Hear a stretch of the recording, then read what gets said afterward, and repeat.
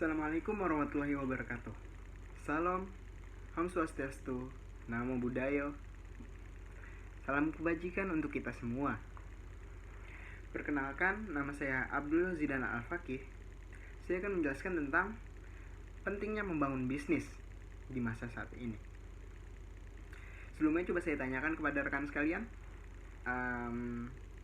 gimana kabar ekonomi dunia saat ini? Ada yang bisa menjawab? Ya, kabar ekonomi dunia saat ini adalah kurang baik. Banyak sekali perusahaan yang mengeluarkan karyawannya, mem-PHK, mengambil keputusan untuk mem-PHK karyawan-karyawannya. Banyak sekali, bukan hanya 1-2. Bahkan banyak sekali perusahaan yang goyang karena COVID saat ini, karena pandemi ini. Banyak. Coba kita sebagai kepala keluarga, sebagai tulang punggung keluarga, ketika kita mencoba berusaha untuk menafkahi keluarga kita, lalu tiba-tiba kita dikeluarkan dari perusahaan, gak ada yang tahu. Tidak ada yang tahu akan hal itu, tapi gak ada yang mau pastinya. Pasti kita semua ingin untuk mempunyai pendapatan, penghasilan yang tetap, karena semua orang ingin mendapatkan zona nyamannya. Menurut saya, solusi dari itu adalah kita membangun bisnis bersama. Kita bangun bisnis kita bangun bisnis sesuai dengan bidang kita, sesuai dengan keinginan kita. Kita juga bisa menarik para rekan-rekan yang terdampak juga. Mereka juga pasti sangat berpotensi.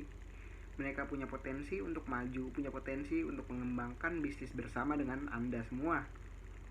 Yakin akan hal itu. Tapi untuk ngomongin hal bisnis, pasti semua orang punya pertanyaan. Gimana sih cara bangun bisnis? Gimana sih cara kita memulai bisnis?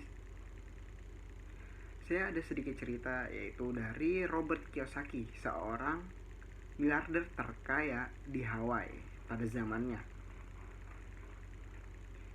Ya, dia mulai belajar bisnis dari sangat kecil.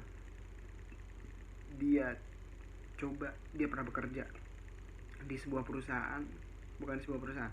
Dia pernah bekerja di toko buku, yang dimana di buku itu terdapat komik.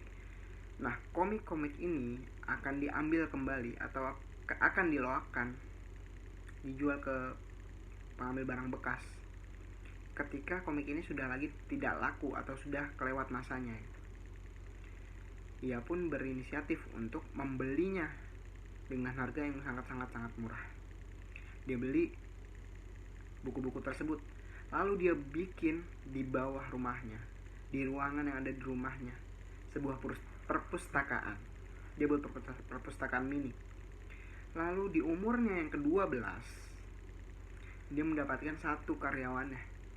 Dia sudah bisa mendapatkan satu karyawan, dia sudah bisa menggaji karyawan tersebut. Dan dia juga mendapatkan pendapatan harian. Umur 12. Siapa yang sangka? Ya. Dari situ dia terus belajar sampai akhirnya menjadi miliarder. Dari cerita tersebut membuat saya yakin bahwa sebenarnya kunci sebuah bisnis adalah dengan memulai, dengan kita memberanikan diri untuk memulai. Ketika kita memulai sesuatu, kita akan tahu hasilnya, kita akan dapat hasilnya. Karena kalau kita nggak mulai, kita nggak tahu hasilnya apa. Ketika kita mulai, mungkin bisa berhasil, mungkin bisa gagal.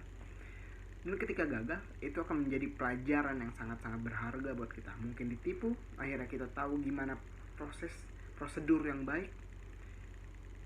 Dan tanpa memulai, kita tidak akan tahu itu semua. Iya. Dan menurut saya, bisnis ya itu sangat dibutuhkan oleh diri kita. Karena kita tidak lagi bergantung sama perusahaan orang lain. Kita tidak lagi dibayar seenaknya dengan perusahaan orang lain.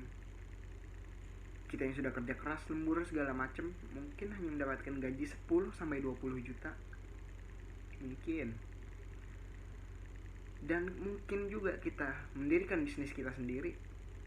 Dalam 10 tahun kita bisa mendapatkan ratusan bahkan miliaran per bulan. Tergantung seberapa giat kita. Karena dalam bisnis Anda yang memegang kendali sepenuhnya. Jadi semakin Anda niat, semakin Anda semangat, semakin Anda terus belajar untuk mengembangkan bisnis tersebut, Anda pasti mendapatkan yang terbaik. Dan itu akan berjalan sebanding antara ilmu, antara pengalaman dan pendapatan. Sedangkan kalau di perusahaan orang lain, ilmu bertambah, pendapatan tetap. Karena ya itu sudah ketetapan dari perusahaan tersebut. Lalu berikutnya saya akan memberikan mungkin beberapa ide untuk berjualan. Kita bisa coba jualan kuliner murah, atau kuliner yang autentik yang susah dicari atau banyak yang diminati. Banyak sekali peluangnya. Seperti kerak telur yang pasti banyak orang yang rindu akan rasa kerak telur tersebut. Dan kita bisa menjadikannya sebagai ide bisnis. Bisa juga dengan bisnis teknologi dan lain-lain. Mungkin sekian dari saya. Semoga ini bisa membuka wawasan Anda, membantu membuat Anda memiliki keinginan untuk membangun bisnis ke depannya. Mungkin sekian dari saya. Assalamualaikum warahmatullahi wabarakatuh.